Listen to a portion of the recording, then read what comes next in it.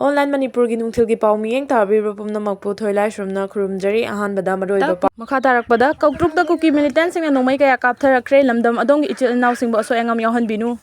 Kuki militants singna Koutrukta bom yauna attack chathaba haurakle. Kaptharakpa update Koutrukta Kuki militants singi attack ta khunja nupi ama leikhidre anga ama sokle. Kaptharakpa update asidi Manipur news update gila khocharke. Koutrukta state force ani sokle Kuki singi attack ta mayam isor khurumbiu ichil inausingi damakta. Kuki singna naga taba area da release chatuna we demand Kuki land, this is our land haina lawbu. SDS ena condemn tawrakre. Kuki student organization amadi Kuki NP Manipur na sinduna Kuki jo community singi oiba tokhaiba separate administration ki demand tawarduna Delhi yauna Manipur gi tongan ba mafam singda chatkhiba rally aduda mangjongna naga taba area singda rally asi chatana ba khangan khiba leikhrabasu Kuki singna rally adumak chatkhiba sigumba thawong asi naga singna yaba ngamloi ngarang tumnaw pokpi naga village ta Senapati district student organization SDSA gi leader amadi volunteer singna santi oiba mawongda human chain sem khiba aduda Kuki student organization Sadar Hill case o SISna SDSA singi mathakta chatharakhiba ka henba thawong adu akanba mawongda condemn tawi naga taba area da Kuki singi rally silibasi organizers singi kari karamba agenda leibano rally aduda saruk yakhiba singna naga taba area da we demand Kuki land, this is our land haina laukhiba du rally siliba organizers singna Southern Nagasta kaihawbo oina thokle case o SISna Naga area lansen duna separate administration demand talibasi yabangamloi tumnaw pokpi naga village ta tholakpa afafatagi tekcha khudingma case o SISna pugadabani haina SDS in information and publicity wings na thadorok pachero amana khangalagli makha darakpa update war on drugs ki khongjang asi hena akanba mawongda changsilagani haina chief minister N Biren Singhana phongdokre war on drugs ki khongjang asi hena akanba mawongda changsilagani haina chief minister N Biren Singhana phongdokre wafam asi chief minister gi social media X account na thagalakpa post amana khangalagli drugs na maram oiraga Manipur gi naha 1.5 lakhs rom henbana nisagi awachaitheng nangli aina yadaba mawongda Myanmar dagi changsilakpa illegal immigrants singna lamdam asigi naha singbu mangta hanaba achoba maram ama oiragli awang nongpo lamdam asi drug ki khwaidagi chawba golden triangle ga yamna nakna na leiba mafam ama oiba maramna maikai asonggi oina chief minister na drug tagi ngakthoknaba choba thodang lauri haina su phongdokhi Manipur thugainaba honariba Kuki narco terrorist singbu free thaduna thamba chumloi Manipur gi apunba saktam kaibe yaroi Manipur gi lam inchi ama fawba mangaloi haibasi mareibak ningba Manipur gi chief minister Biren gi wasakni wafamasi chief minister masa mangna laibak miyam khangna laukthokuna kayara khanna khangan khrabani adubu ngasi mang Manipur gi apunba saktam mache tana thugaina baharabadi Manipur dagi separate administration ama union territory tana ba leijabi thaduna honariba Kuki narco terrorist sing asibudi Manipur lenga amadi Bharat lengangna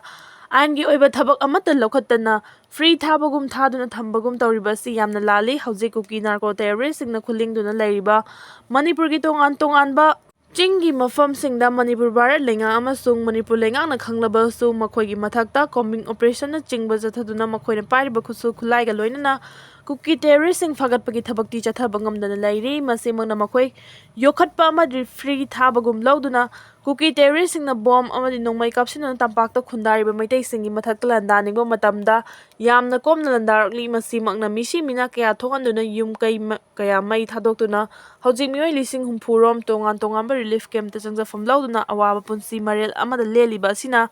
Mayek singba khudam amani loinana makhoina Manipur gi Kuki thaba singi lam singda khulingduna leikhibadagi hojik chingtam haiduna khaibok khaidokpagum Manipur gi chief minister dagi hauraga tai minister sing amadi MLA amatana Kuki singna khundaba mafam singda khongdaba ngamda leiriba asini Masigi mahaina Kuki singna khundaba Manipur gi district singda Kuki terrorist singna Kuki miyamga khusam naduna Manipur thugaina ba afongba khongchat chattuna anti Indian oiba kholaw kya lawba ngamlibani masiguma Manipur machet tana thugaina ba khongjang phongna changsilliba phongba Manipur lengana kumhaigumna yengduna leithokpagum tawribasi yamna lali masina Kuki terrorist singda mathau hapa oina thoali haibada haimanba thokloi haina khalli adubu masigi ona dainabada Manipur gi apunba saktam amadi Bharat gi apunba saktam kaiba yaroi haiduna khul ngliba khunja singi mathaktadi Manipur lengana araiba pangal thongna sijinaduna combing operation chathaduna phagatpa amadi khulai lokhatpagi thabak chathari Tampaki mafamsingda lepa leitana combing operation chathari aduga Kuki narco terroristsingna khulingduna leiriba chingi mafamsingdadi combing operation chathaduna Manipur thuainaba hotnariba Kuki terroristsing fagatuna amadi khulai lokhatuna ain gi oiba thabak lokhatpa ngamdabasi yamna lali asumna manaba mieng yengba ngamdaba Manipur lenga amadi Bharat lenga ki thawong asina Kuki terroristsingna Manipur amadi India thuainaba Thabak khongjang yangna changsilakpani maram aduna chap manaba mieng yengduna Bharat thuainaba hotnariba Kuki narco terroristsingbu Bharat lenga amasung Manipur lenga na chap chana laksinduna ain gi oiba thabak lokhatpam thoi khatarakpa update Kuki dagi ST status lawtho maitai da ST status piu haina Manipur gi mafam kaya da wakat mifam chathakre Manipur gi apun masaktam da singna duna ngasi Kuki jo singna namna khundaba mafam kharada rally chali basigi mayokta ngasi state asigi tampaki mafam ayambada miyamna nongmagi sintha leptuna khongjang changsin khrei Sangsin kiba khongjang asida Manipur miyamna amata oina lepmina duna mitai da ST status piu amadi mito Kuki dagi ST status lawtho haiba demand tawduna leibak miyamna sintha leptuna wakan mifam pangthoki lamdam segi mahoi loisang sing yauna lenga ki loisang khudingmak thong lonbiu amadi kaithel famba lepiu dukan sing thong hangbiganu haina mitai leima gi maikai dagi miyamna khangan khibagi matung inna ngasi Manipur gi tongan mafamda sintha leptuna wakat khongjang chathaki lambiga Gari chatpagi chang yamna hanthaki meitai leimagi khongjang asibu saugattuna ngasi khuramban kaithel ima kaithel sing kaithel phamba lepki Manipur gi konung oriba Imphal mayol Imphal gi koibada leiba pauna kaithel thangal kaithel na chingba dukan sing thong amata hangna khide lekai sing da su wakat khongjang changsin ki wakat khongjang changsiliba singna Manipur gi ngamkhai kai be yaroi mitop terrorist ka India lenga ka chathariba su khudak ta handu mitai da ST status piu mito Kuki dagi ST status lawtho haiba demand sing asi tanduna miyamna sintha leptuna wakat mifam chathaki miyamna mai ising ana ayek amadi lining laison gi thabak natana atopa amata pangthokna khide khongjang asina maram oiduna lenga ki mahai loisang kaya da su mahai tamba kana khidaba yauki sarkar gi loisang singda thabak tawba karmachari singsu office ka bagi chang khara hanthaki ngase gi sintha lepagi khongjang asi tampaki district singda leiriba kaithel singda su changsin ki housing maki oinadi khongjang asida pamdaba thodok sing thokpagi paudi leikhide Panbaya badi semjin sajin bani haiba chief minister N Biren gi audio clip ama viral oikhiba dugi matangda action lokhanaba amasung Manipur dagi tokhai tanabagi demand hena consinba oina ngasi Kuki jo singna rally chatkhiba sigi mayoktang ngarang maitai leima hariba loop asina ngasi nomagi sintha leptuna khongjang chansinaba wakfam lauthoki bani loop asigi convener Salam Prabhapati na Manipur gi saktam kai be yaroi mitai da ST status piu Kuki dagi ST status lauthokadabani haina taksiladuna ngasi miyamna nomagi sintha leptuna wakat mifam phambaga loinana khongjang changsin biu haina phongdokhibani makha tarakpa update Assam Assembly mifam phambada irai numit tarabadi Muslim MLA singna namaz tongna pung ani matam pirambadu chatnararoi Assam Assembly na ngarang lawkhiba warep amada chahi kaya gi mamangdagi chathaduna lakhiba ama oina Assembly mifam phamba numita karigumba irai numita tarabadi Muslim MLA singbu namaz tongna pung ani gi matam piba adu Assembly da makha tana chatnararoi haikre ngarang loisin khiba Assam Assembly mifam gi aroiba numita Assembly Rules Committee na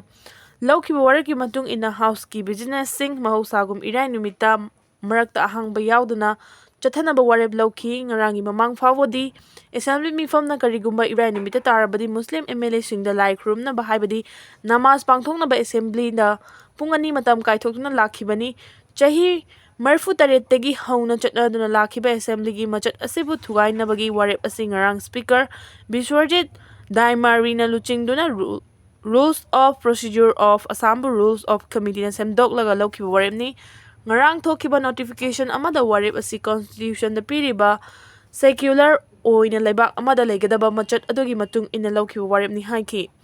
Assam Chief Minister Hemanta Biswa Sarma na ex thagalakiba warol amada British matamdagi chanaraglaba thong asina society amabu masa gi lining aduna maram tokhai hallei Assembly gi speaker na lawrakiba warep asigi damak mahangna speaker bu thagat pa phongdokhi